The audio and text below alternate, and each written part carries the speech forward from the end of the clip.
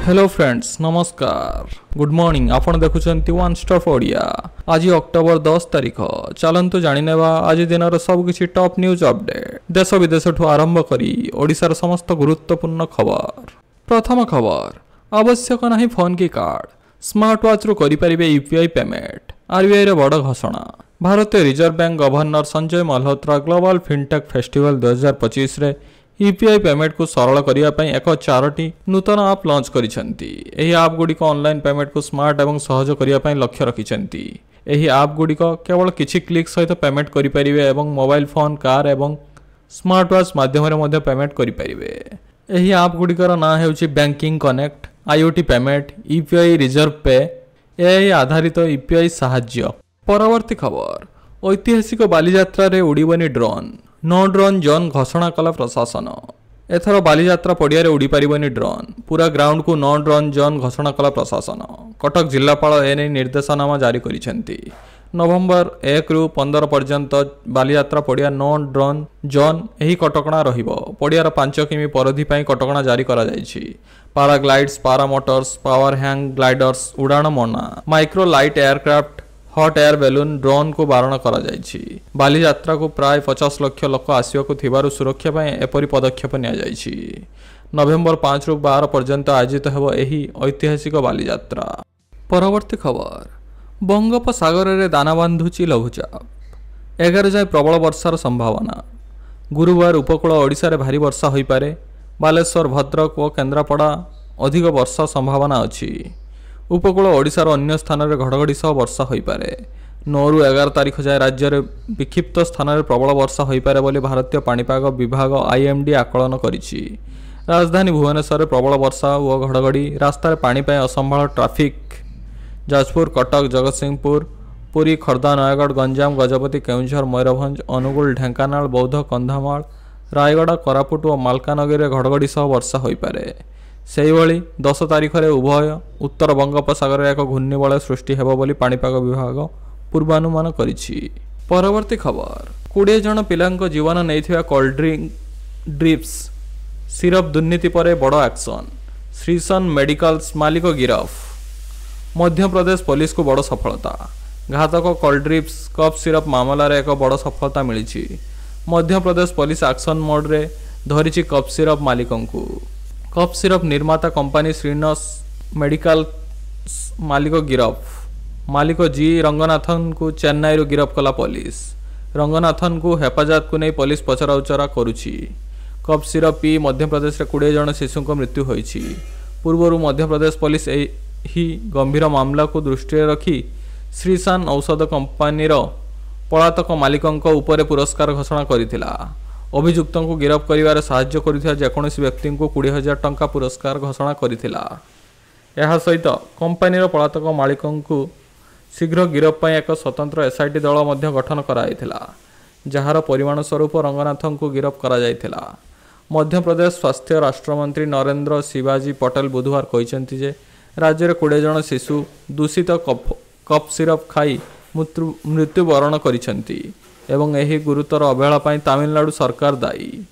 पटेल कहिसेंति राज्य बाहर को पठा जाउथिया औषधर परीक्षा करिया तमिलनाडु सरकार को दायित्व थिला। मध्य प्रदेश सरकार मध्य राज्य को आसुथिया औषधर अनियमित परीक्षा करंती, किंतु एही सिरपटी सही नमूना रे भूलवशत हजि जाइथिला। परवर्ती खबर महिला आतंकवादी तैयारी करुछि पाकिस्तान। पुरुष पारिलेनी एबे आतंक सृष्टि करिवे महिला।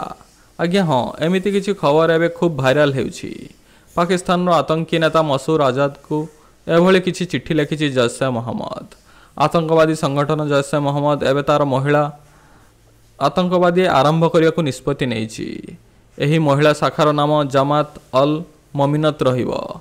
बाहुवालपुर रे मरकज उस्मान ओ अली रे जैश एबे महिला मानकु नियुक्ति देबा आरंभ करिछि। सेमानकु स्वतंत्र भाव ट्रेनिंग मध्य दिया जिवार व्यवस्था रही। जैश एहार प्रचार शाखा अल कलाम मीडिया द्वारा जारी एक चिठी रे एही सूचना देइछि। चिठी रे लेखा होइछि महिला शाखा जमात उल ममिनतर भार संभाळिबे मसूद अजहर भौणी सादिया अजहर, जहार स्वामी यूसुफ अजहर ऑपरेशन सिंधु रे निहत होइछि। जैश वर्तमान बाहुवालपुर, कराची, मुजफ्फराबाद, कटली, हरिपुर मनसेहरा स्थित मरकजरे पढ़ुଥିବା गरीब महिला को आतंकवादी संगठन महिला शाखा नियुक्ति देइछि। एथिरे जयसर आतंकवादी कमांडर को स्त्री माने मध्य सामिल अछंती। पूर्वरु एही आतंकवादी संगठन महिला को युद्ध करिवा किंबा सीमारे संघर्ष करिवा घर बाहरी अस्त्रशस्त्र धरी लड़ाई करने को विरोध करी आसुथिला, किंतु एबे सही आतंक संगठन महिला को आतंकवादी भाव प्रस्तुत करने को निष्पत्ति नेइछि। परवर्ती खबर विपदरे लिंगराज मंदिर एएसआई टीम जांच वज्रपात पड़गला मंदिर पताका। लिंगराज मंदिर रे एएसआई टीम जांच गतकाली वज्रपात मंदिर पताका पड़जा पर आज जांच कर 5 जणिया टीम। मंदिर पताका सह पड़ जाइथिला 20 रु अधिक सीसीटीवी, गर्भगृह मर्क्यूरी बल्ब मध्य पड़ जाइछि। मंदिर परिसर में बुलिबा सह स्थिति अनुध्यान करुछंती एएसआई टीम। गतकाली अपराह्न होइथिबा प्रबल वर्षा सांगकु वज्रपात राजधानी आराध्य प्रभु लिंगराज मंदिर में घटी अघटन। अचानक मुसळ धारण वर्षा सांगकु बिजुली मारिबा जोगु मुख्य मंदिर दधिनौती लागिथिबा पताका पड़ जाइथिला। केवल सेतिकी नुहे, गर्भगृह थिबा मर्क्यूरी लाइट फाटी जाइथिबा बेले मंदिर परिसर में 20 रु ऊर्ध्व सीसीटीवी अचल हो जाइछि। सही समय मंदिर में थिबा किछि सेवायत और श्रद्धालु माने वज्राघात कारण आहत होइछंती। बुधवार अघटन पर गुरुवार प्रत्नतत्व विभाग एक टीम मंदिर को जाई स्थिति अनुध्यान करिछंती। परवर्ती खबर मझी आकाश में असुस्थ हेले यात्री, भुवनेश्वर अवतरण कला विमान। स्थानीय बिजू पट्टनायक अंतर्जातीय विमान बंदर आज एक विमान जरूरी कालीन अवतरण करिछि। मझी आकाश में जड़े यात्री हठात असुस्थ अनुभव करिबारु एयर इंडिया एक्सप्रेस विमान को जरूरीकालीन अवतरण करा जायछि। भुवनेश्वर विमान बंदर निर्देशक प्रसन्न प्रधान गणमाध्यम को यही सूचना देइछंती। से कहिछंती एयर इंडिया एक विमान एयर इंडिया एक्सप्रेस आज बेंगालुरु गुवाहाटी अभिमुखे जाउथिला। एही विमान रे थिबा यात्री मानक मध्यरु जणे हठात असुस्थ होइथिले। यात्री जनक असुस्थ होई पड़ी बा नेई अन्य यात्री माने विमान कर्मचारी को सूचना देइथिले। एहा पर एयर इंडिया रो एक्सप्रेस कर्मचारी माने भुवनेश्वर विमान बंदर जरूरी कालीन अवतरण पई बिजू पट्टनायक अंतर्जातीय विमान बंदर कर्तृपक्षों सहित जोगाजोग करथिले। युद्धकालीन भितर विमान को अवतरण पई प्रस्तुति करा जायथिला। परवर्ती खबर कटक रे जनजीवन स्वाभाविक भाव चली स्थिति नियंत्रण रे अछि पुलिस। ऐतिहासिक कटक सहर में गत किछि दिन पूर्व घटिथिबा हिंसा घटना नहीं पुलिस कमिशनर सुरेश देवदत्त सिंह कड़ा प्रतिक्रिया रखिछंती। सामाजिक गणमाध्यम व्यवहारकारी को कमिशनरेट पुलिस चेतावनी देछि। आपत्तिजनक न करने पुलिस पक्षर परामर्श जारी करा जायछि। से कहिछंती कटक हिंसा घटना रे वर्तमान सुधा 9 जन गिरफ करा जायछि। प्रथम दिन में 6 जन एवं आज 3 जन अभियुक्त गिरफ होइछंती। आपत्तिजनक पोस्ट पर 2 जन अभियुक्त गिरफ करा जायछि। रैली पर अनुमति न देबारु हिंसा घटाइथिबा 20 जन को गिरफ होइछंती। पाखापाखि 300 रु ऊर्ध्व सोशल मीडिया पोस्ट को हटाई दिया जायछि।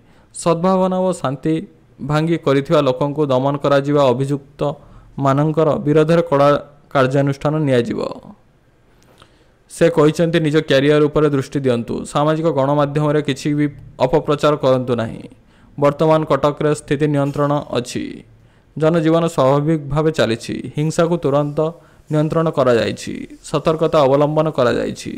पुलिस कटक उपर कड़ा नजर रखिछि।